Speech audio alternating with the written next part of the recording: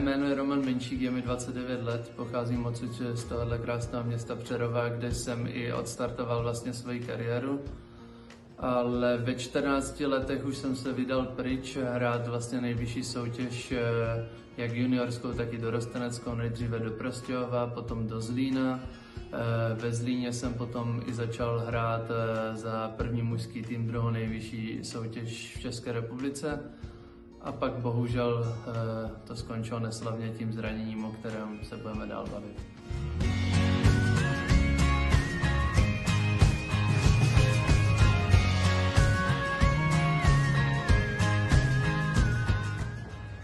Tak pamatuju si na to období, bylo to samozřejmě velice těžké, protože zrovna v tady tenhle moment jsem byl, řekněme, na nějakém vrcholu té pomyslné kariéry. No a pak se to vlastně stalo, poranil jsem si koleno. Ty začátky, nebo ten start toho zranění byl velice těžký pro mě, protože do té doby jsem vlastně neměl ani žádný jiný plán. Soustředil jsem se striktně na basketbal, měl jsem 1 až 2 tréninky denně a vlastně po škole jsem nic jiného nedělal. A vlastně i s tím zraněním potom nějak člověk začne přemýšlet, že vlastně ten život není jenom o tom jednom sportu nebo o té jedné aktivitě, že by se měl soustředit i více na vzdělání, začít se zajímat i o jiné koníčky. Tím pádem já jsem začal více cestovat, zajímat se třeba teď o projekty a tím jsem se s tím nějak vyrovnal a v podstatě to je to, co se stalo.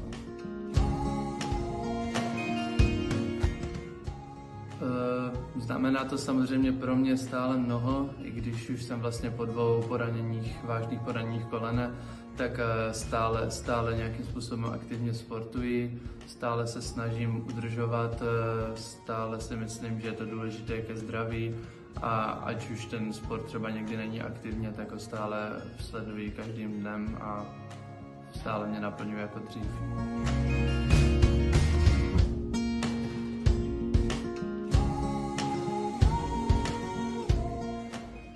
Určitě si myslím, že ano, jak už jsem říkal v předchozí otázce, sport mi dodal rozhodně disciplínu, to, že si mám jít vlastně, že nikdy nemám nic zadarmo a mám si za těmi věcmi, co chci vlastně a to si myslím, že je jedna z nejdůležitějších věcí, co mi sport dodal v životě.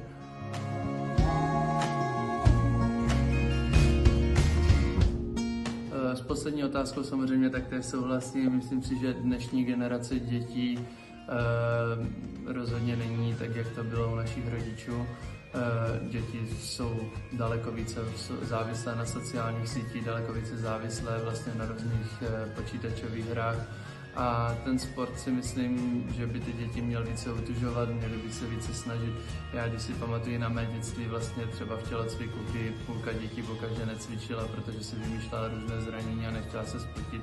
Myslím si, že to velmi špatně a upadá to, proto si myslím, že do budoucna je nesmírně důležité, aby se začali lidé stát na toto více zaměřovat.